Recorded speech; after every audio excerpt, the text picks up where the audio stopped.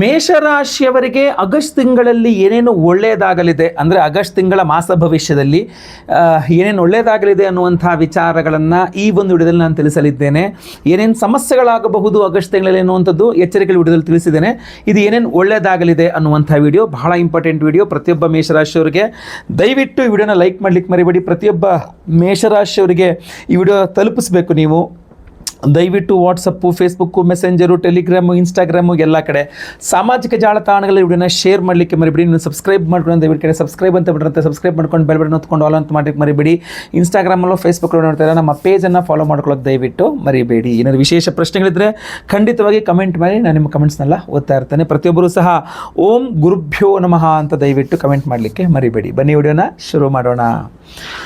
ಮೊದಲನೆಯ ಶುಭ ವಿಚಾರ ಮೇಷರಾಶಿಯವರಿಗೆ ಆಗಸ್ಟ್ ತಿಂಗಳಲ್ಲಿ ಏನಪ್ಪ ಅಂದರೆ ಕುಜಬಲ. ಕುಜನಿಂದಾಗಿ ಅದೃಷ್ಟ. ಕುಜ ಯಾರು? ಭೂಮಿಕಾರಕ.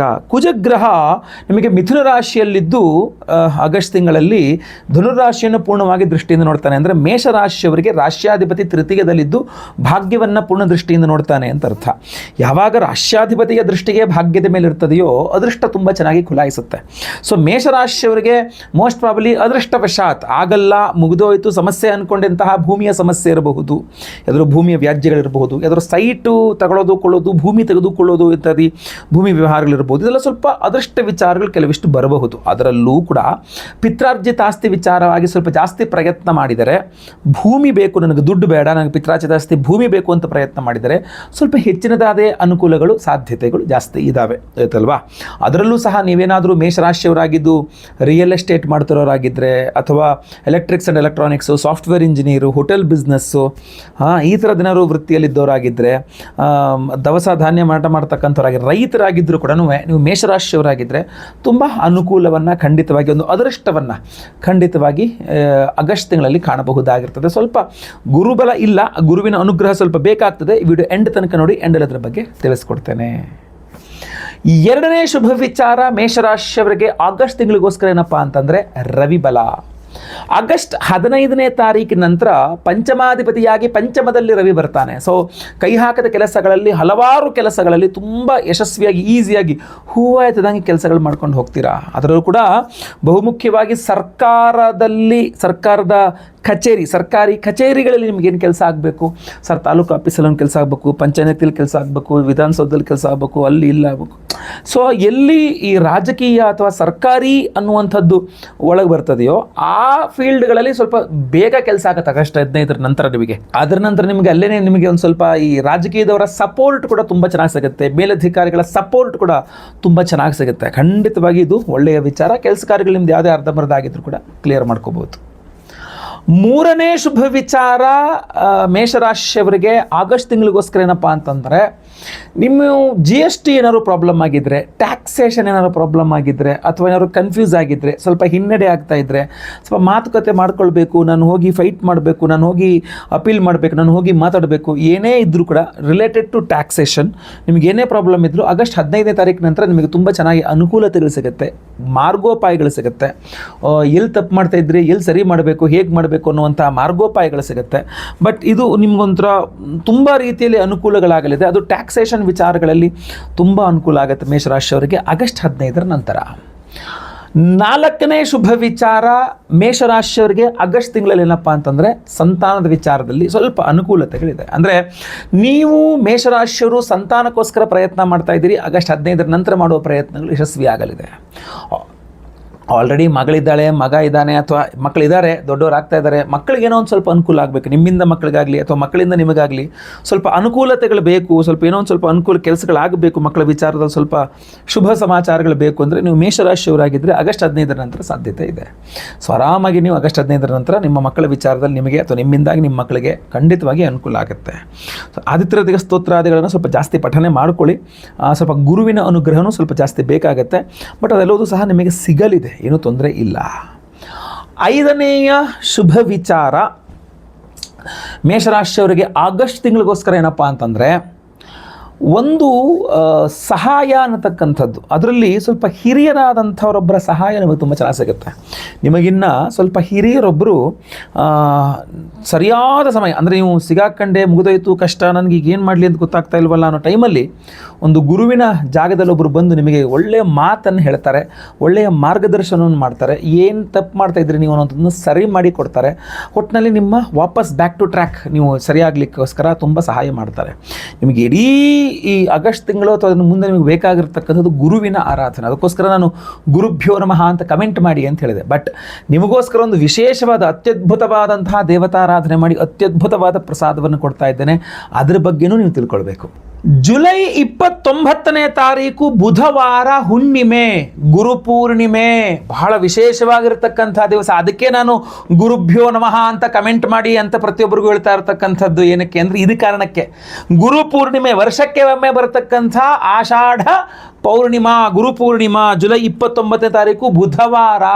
ಸೊ ಈ ಗುರುಪೂರ್ಣಿಮೆಯ ದಿವಸ ನಮ್ಮ ಯಾಗಶಾಲೆಯಲ್ಲಿ ನಾವು ವಿಶೇಷವಾಗಿ ಸಹಸ್ರ ಗುರು ಶಾಂತಿ ಹೋಮ, 1008 ಸಂಖ್ಯೆಯಲ್ಲಿ ಗುರುಗ್ರಹಕ್ಕೆ ವಿಶೇಷವಾಗಿ ಹೋಮವನ್ನು ಮಾಡ್ತಾ ಇದ್ದೇವೆ. ಗುರು ದತ್ತಾತ್ರೇಯರ ಹೋಮವನ್ನು ಮಾಡ್ತಾ ಇದ್ದೇವೆ. ಅದ್ರ ಜೊತೆಗೆ ಶ್ರೀ ಸೂಕ್ತ ಹವನ, ನಿಮ್ಮ ಆರ್ಥಿಕ ಬಾಧೆಗಳು ಪರಿಹಾರ ಆಗಬೇಕು, ಗುರುಬಲ ಚೆನ್ನಾಗಿ ಕೆಲಸ ಮಾಡಬೇಕು, ಆದ್ದರಿಂದ ಶ್ರೀ ಸೂಕ್ತ ಹೋಮವನ್ನು ಸಹ ಮಾಡ್ತಾ ಇದ್ದೇವೆ. ಅದ್ರ ಜೊತೆಗೆ ಸಂತಾನಲ್ಲದವರಿಗೆ ಸಂತಾನ ಆಗಬೇಕು ಅಂತ ಸಂತಾನ ಗೋಪಾಲಕೃಷ್ಣ ಹೋಮ, ಸರ್ಪದೋಷಗಳ ಪರಿಹಾರಕ್ಕೆ ಆಶ್ಲೇಷ ಬಲಿ ಪೂಜೆ, ಸರ್ಪ ಶಾಂತಿ ಹೋಮ, ಶನಿ ಶಾಂತಿ ಹೋಮ, ನವಗ್ರಹ ಶಾಂತಿ ಹೋಮಗಳೆಲ್ಲ ಮಾಡ್ತಾ ಇದ್ದೇವೆ. ಆದರೆ ಈ ಗುರು ಶಾಂತಿ ಇದೆಯಲ್ಲ, ಸಹಸ್ರ ಗುರು ಶಾಂತಿ ಹೋಮ ಜೊತೆಗೆ ಗುರು ದತ್ತಾತ್ರೇಯ ಹೋಮ ಬಹಳ ವಿಶೇಷವಾಗಿ ಮಾಡ್ತಾ ಇದ್ದೇವೆ.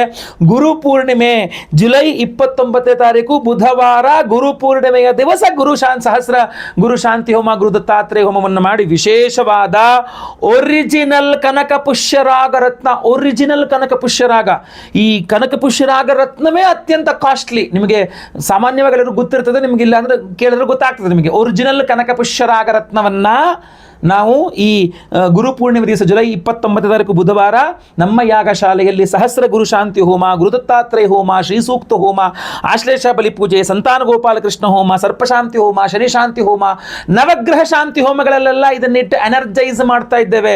ಅದು ಒಂದು ಸಲ ಎನರ್ಜೈಸ್ ಅಲ್ಲ, ಇದು ಆಗಲೇ ಇದನ್ನು ನಾನು ವಿಶೇಷವಾಗಿ ಈ ವಿಡಿಯೋ ಎಂಡಲ್ಲಿ ನಿಮಗೆ ಅದನ್ನು ತೋರಿಸ್ತೇವೆ. ನರಸೋಭಾವಾಡಿ, ಅದ್ಭುತವಾಗಿ ನರಸಿಂಹ ಸರಸ್ವತಿಗಳ ಒಂದು ಸನ್ನಿಧಾನ, ಆ ಗುರುಗಳ ಒಂದು ಸನ್ನಿಧಾನದಲ್ಲಿ ಅಲ್ಲಿಗೆ ಹೋಗಿ ನರಸೋಭಾವಾಡಿಗೆ ಹೋಗಿ ಅಲ್ಲಿ ಈ ರತ್ನಗಳನ್ನು, ಈ ಕನಕ ಪುಷ್ಯರಾಗ ರತ್ನಗಳನ್ನು ಅಲ್ಲೇ ಇಟ್ಟು ಪಾದಪೂಜೆ ಮಾಡಿಸಿ, ಅಲ್ಲಿ ಎನರ್ಜೈಸ್ ಮಾಡಿ, ಅಲ್ಲಿ ಮೂಲ ಇದ್ರ ಹತ್ರ ಇಟ್ಟು ಪೂಜೆ ಮಾಡಿಸ್ಕೊಂಡು, ಅಲ್ಲಿಂದ ಸಂಗಮ ಸ್ಥಾನ ಇದೆ, ಅಲ್ಲಿ ಪಂಚಗಂಗಾ ಹಾಗೂ ನದಿಗಳ ಸಂಗಮ ಇದೆ, ಆ ಸಂಗಮ ಸ್ಥಾನಕ್ಕೆ ಹೋಗಿ ಅಲ್ಲಿ ಕೂಡ ಪೂಜೆ ಮಾಡಿ ಎನರ್ಜೈಸ್ ಮಾಡಿಕೊಂಡು ಈ ಒಂದು ವಿಶೇಷವಾದ ಕನಕ ಪುಷ್ಯರಾಗ ರತ್ನಗಳನ್ನು ಮತ್ತೆ ಪುನಃ ನಮ್ಮ ಯಾಗಶಾಲೆಗೆ ತಂದಿದ್ದೇನೆ. ಈಗ ಮತ್ತೆ ಗುರುಪೂರ್ಣಿಮೆಯ ಒಂದು ಅದ್ಭುತವಾದ ದಿವಸ ಮತ್ತೆ ಪುನಃ ಇದನ್ನು ಎನರ್ಜೈಸ್ ಮಾಡ್ತೀವಿ. ಸೊ ಡಬಲ್ ತ್ರಿಬಲ್ ಎನರ್ಜೈಸ್ ಆದ ಈ ಒರಿಜಿನಲ್ ಕನಕ ಪುಷ್ಯರಾಗ ರತ್ನ, ಸಾಮಾನ್ಯವಾಗಿ ಒರಿಜಿನಲ್ ಕನಕ ಪುಷ್ಯರಾಗ ರತ್ನವೇ ತುಂಬ ಕಾಸ್ಟ್ಲಿ.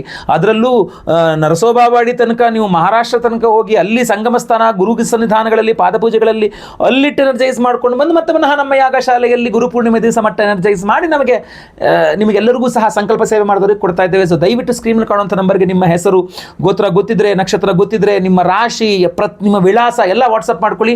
ತುಂಬಾ ಲಿಮಿಟೆಡ್ ಇದೆ. ಒರಿಜಿನಲ್ ಕನಕ ಪುಷ್ಯರಾಗ ರತ್ನವನ್ನ ನಾವು ನಮ್ಮ ಸಂಕಲ್ಪ ಸೇವೆ ಒಟ್ಟಿಗೆ ಪ್ರತಿಯೊಬ್ಬರಿಗೂ ಒಂದು ಸಂಕಲ್ಪ ಸೇವೆಗೆ ಒಂದು ಕನಕ ಪುಷ್ಯರಾಗ ರತ್ನವನ್ನು ಕೊಡ್ತಾ ಇದ್ದೇವೆ. ಗುರುಪೂರ್ಣಿಮೆಯ ವಿಶೇಷವಾದಂತಹ ಒಂದು ದಿನದ ಒಂದು ಸಂದರ್ಭದಲ್ಲಿ ಕೊಡ್ತಾ ಇರತಕ್ಕಂಥದ್ದು. ಎಲ್ಲ ಸಮಯ ಕೊಡ್ಲಿಕ್ಕೆ ಆಗುದಿಲ್ಲ, ಬಹಳ ಕಾಸ್ಟ್ಲಿ. ಇದನ್ನ ನಾನು ಉಂಗುರ ಎಲ್ಲ ಮಾಡಿಸ್ಕೊಡ್ಲಿಕ್ಕಂತೂ ಇನ್ನೂ ಕಷ್ಟ ಆಗ್ಬಿಡ್ತದೆ. ಸೊ ಅದರಿಂದಾಗಿ ಒರಿಜಿನಲ್ ಕನಕ ಪುಷ್ಯರಾಗವನ್ನು ಇಷ್ಟೆಲ್ಲ ಎನರ್ಜೈಸ್ ಮಾಡಿ ಕೊಡ್ತಾ ಇದ್ದೇನೆ. ನೀವು ಉಂಗುರವೋ ಡಾಲರೋ ಏನೋ ಏನಿಲ್ಲ ಅಂದ್ರೆ ನೀವು ಪಾಕೆಟಲ್ಲಿ ಕೂಡ ಇಟ್ಕೊಳ್ಬಹುದು, ನೀವು ಕಲೆಕ್ಷನ್ ಮಾಡಿ ನಿಮ್ಮ ಜೊತೆಗೆ ಇಟ್ಕೊಳ್ಬಹುದು. ಯಾವಾಗೂ ಸಹ ಗುರುಬಲ ಚೆನ್ನಾಗಿ ನಿಮಗೆ ಕೆಲಸ ಆಗಬೇಕು, ಒರಿಜಿನಲ್ ಗುರುಬಲದ ಶಕ್ತಿ ನಿಮಗೆ ಕೊಡತಕ್ಕಂಥ ಕನಕ ಪುಷ್ಯರಾಗ ಒರಿಜಿನಲ್ ರತ್ನ ಆಗಿರ್ತದೆ. ಸ್ಕ್ರೀನ್ ಮೇಲೆ ಕಾಣೋ ನಂಬರ್ಗೆ ಬೇಗ ಬೇಗ ನಿಮ್ಮ ಹೆಸರು, ಗೋತ್ರ ಗೊತ್ತಿದ್ರೆ, ನಕ್ಷತ್ರ ಗೊತ್ತಿದ್ರೆ ಹಾಗೂ ನಿಮ್ಮ ರಾಶಿ, ನಿಮ್ಮ ವಿಳಾಸಗಳನ್ನು ವಾಟ್ಸಪ್ ಮಾಡಿಕೊಂಡು ಸಂಕಲ್ಪ ಸೇವೆಗೆ ನಿಮ್ಮ ಹೆಸರು ಕೊಟ್ಕೊಳ್ಳಿ. ಖಂಡಿತವಾಗಿ ಒಳ್ಳೆಯದಾಗಲಿ. ಬನ್ನಿ ಈಗ ನಮ್ಮ ನರಸೋಬಾವಾಡಿ ಆ ಕ್ಷೇತ್ರ ದರ್ಶನ, ಗುರುಗಳ ದರ್ಶನವನ್ನು, ಸನ್ನಿಧಾನ ದರ್ಶನ ಮಾಡೋಣ. ಎಲ್ಲರಿಗೂ ಸಹ ಒಳ್ಳೆಯದಾಗಲಿ. ವಿಡಿಯೋ ಮಾತ್ರ ದಯವಿಟ್ಟು WhatsApp, Facebook, messenger, Telegram, Instagram ಎಲ್ಲ ಕಡೆ ಸಾಮಾಜಿಕ ಜಾಲತಾಣಗಳ ವಿಡಿಯೋನ ಶೇರ್ ಮಾಡಲಿಕ್ಕೆ ದಯವಿಟ್ಟು ಮರಿಬೇಡಿ. ಮುಂದಿನ ವಿಡಿಯೋದಲ್ಲಿ ಮತ್ತೆ ಪುನಃ ಸಿಗ್ತೇನೆ. ಎಲ್ಲರಿಗೂ ಒಳ್ಳೆಯದಾಗಲಿ.